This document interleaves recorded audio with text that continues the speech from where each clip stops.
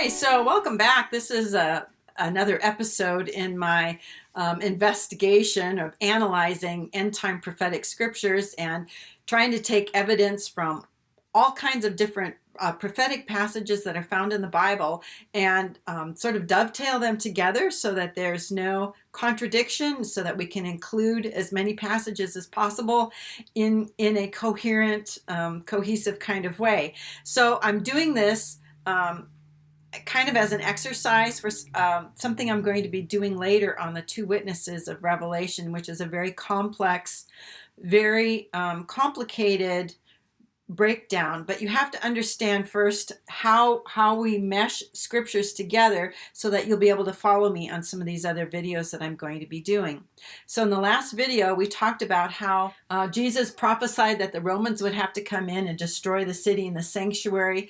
We know about that from Daniel chapter 9, and we know that this would happen after Messiah was cut off in the Daniel 9 passage that talks about the 70 weeks of Daniel. So Jesus would have to be cut off, the Messiah would have to die, and then the people of the prince who is to come would come in and destroy the city and the sanctuary. That's in response to the disciples' question about when would the temple be destroyed. And we know that that happened in 70 AD when the Romans came in.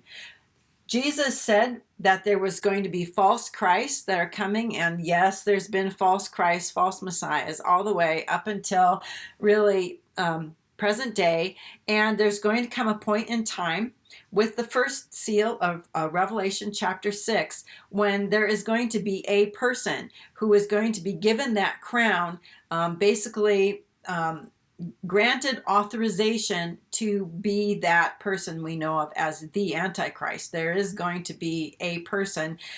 It's not just a bunch of false Christs. There's going to be a certain person who will be allowed to do that. He's going to be given a crown. He's going to have a bow. He's going to go out conquering and to conquer. And people are going to wonder who can fight against him. So this conquering is not a diplomatic conquering. It's the kind of conquering that uses military power. We're going to get into the second seal today, and hopefully can get a little further along the whole seals of Revelation, finding the place where they go into a timeline, which is what Matthew 24 actually is. And the seven seals found in Revelation chapter 6 are also in sequential order. Okay, which means that seal number 1 is going to happen before number 2, which is going to happen before number 3, and so on. They're going to happen in sequence. They may not happen chronologically the way they're placed in the book, though, and that's where people may run into some confusion, is thinking that that chapter 1, 2, 3, 4, 5, 6, 7, that they're all written in chronological order the way they're going to happen. Chronological order is different than sequential order. In Revelation, we don't have a specific chronology of the whole end time story that begins in chapter 1, then goes to 2, 3, 4, and so on. What we have is a sequence of events. Whenever you see something numbered, like 7 seals, 7 trumpets, 7 bowls, they're going to happen in the order 1, 2, 3, 4, 5, 6, 7, but that doesn't necessarily mean they're going to happen in that exact place where you find them in Revelation. Okay, we have to always look at the surrounding context of the passage to know where certain events are going to take place. This is all part of the detective work that we have to do. People think that this should all be very simple and very easy, but when you're talking about thousands of passages of end time prophecy, and a very complex, enigmatic book like Revelation, you can basically be assured that this is not a simple thing to do. Anybody who tells you that this is simple has not done their homework. This is very complex. But just because it's complex doesn't mean that it's hard to understand. Okay, and there's a difference between complexity and basically something that's difficult. Okay, it's not hard to understand about someone who's going to be given a crown and have a weapon and go out conquering and to conquer. That's pretty easy to understand, actually. It's within our grasp of understanding. A 10-year-old can understand that. So what we're looking at are simple concepts that are arranged in a complex way. Okay, so let's go back into Matthew 24, which is the timeline that Jesus has given to his disciples that was recorded for our benefit. Okay, if anybody should be reading this, it's us. If anybody should be understanding this, that's us. And we've been given a whole lot of other passages of scripture that we can use as evidence that help us be able to sort of come up with a cohesive timeline of events. On page 5 of the handout that I have, I've linked to it in the description box. This is analyzing the intelligence, and we're looking primarily at Matthew, Daniel, and Revelation. Okay, so Jesus kind of intimated that there was going to be a series of wars and events that perfectly match the second seal of Revelation chapter 6. So let's take a look at how that second seal fits in with what's here in Matthew 24. We're starting with verse 6 of Matthew 24.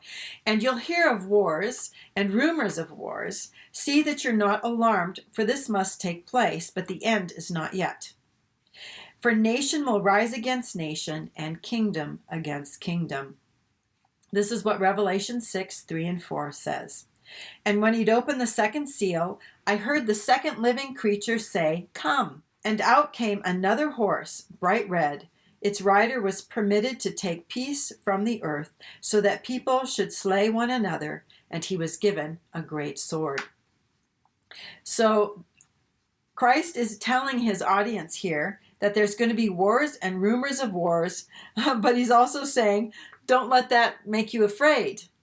Okay, very interesting. Don't be afraid. Don't be alarmed. This has to happen first. He tells us that nation will rise against nation and kingdom against kingdom. And what this sounds like to me is like world wars that are taking place. Okay, a lot of wars and conflict in the world. There's going to be wars and then rumors of wars. So there's going to be wars taking place, and then there's rumors that yet more wars are going to be taking place in the future.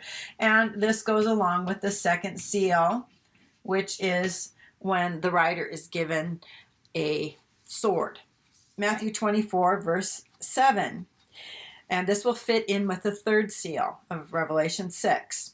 And there will be famines and earthquakes in various places. Talk about succinct. I mean, this is a series of very dramatic events that are going to be life-altering for people, and we have that in just a very few words. Revelation 6, 5 and 6 says this, when he opened the third seal, I heard the third living creature say, Come, and I looked, and behold, a black horse, and its rider had a pair of scales in his hand, and I heard what seemed to be a voice in the midst of the four living creatures saying, a quart of wheat for a denarius, and 3 quarts of barley for a denarius, and do not harm the oil and wine. So that's talking about famines. Where basically what we see here are price controls and how much things are going to cost. So a denarius was a working man's wages for a day. So if we were to just say, working wages $100 a day, okay, for a working person, that you could only get 4 cups of wheat for $100. And barley is the poor man's food, and you could get almost a gallon, slightly less of a gallon of barley for $100. So we're talking about out of control inflation. We're also talking about limited food supplies, that the food for the average person is going to be rare and expensive, and the people who have the oil and wine, that is the rich people, they're fine. Okay, they don't have any problems. So then when it talks about the earthquakes that'll happen, that's Revelation 8:5, and this is the earthquake that just precedes the trumpets. Then the angel took the censer, filled it with fire from the altar, threw it on the earth, and there were peals of thunder, rumblings, flashes of lightning, and an earthquake. So according to Christ's words, there's going to be famines and earthquakes before he comes. Now the thing is, we're never told how much time there is between these seals. They could be opened, on the same day. And all of these things start on the same day. We're not told how long between them, and Jesus doesn't say it either. Okay? So we don't really have a time frame about how long this is going to take place, just by what we've read so far. Okay, so we're going to take a look at the fourth seal that we find in Revelation 6, and we're going to sort of dovetail that in with verse 8 of Matthew 24. All of these are but the beginning of the birth pangs. Revelation 6, 7, and 8. And when he'd opened the fourth seal, I heard the voice of the fourth living creature say, "Come." And I looked, and behold, a pale horse, and its rider's name was Death. And Hades followed him. And they were given authority over a fourth of the earth to kill with sword, and with famine, and with pestilence, and by the wild beasts of the earth. Okay, so the fourth thing that Jesus talks about is that all of these things right here, the first three seals, are just the beginning. Okay, they're just the beginning of the birth pangs. Okay, and that's the fourth seal. And you have to understand that the fourth seal is death and Hades, and that people are going to be killed by the things that we see right here. So this fourth seal isn't a separate thing. Basically what it's doing is taking, from what I see anyway, it's taking all the problems and the terrible events that are going to be happening when the false Christ arises and comes out conquering and to conquer, and the wars and rumors of wars and the famines and the earthquakes. It's going to cause people to die. And Jesus says this stuff here is just the beginning of the birth pangs. And what Revelation 6 tells us about the fourth seal is that's when death and Hades ride out. That's when people are going to die, and we learn that a fourth of the earth is going to be affected by this. They were given authority over a fourth of the earth to kill with sword and famine and pestilence and by wild beasts of the earth. Now, people can look at this a couple of ways, that a fourth of the earth's population is going to be killed, or that these things will happen over a fourth of the land mass of the earth.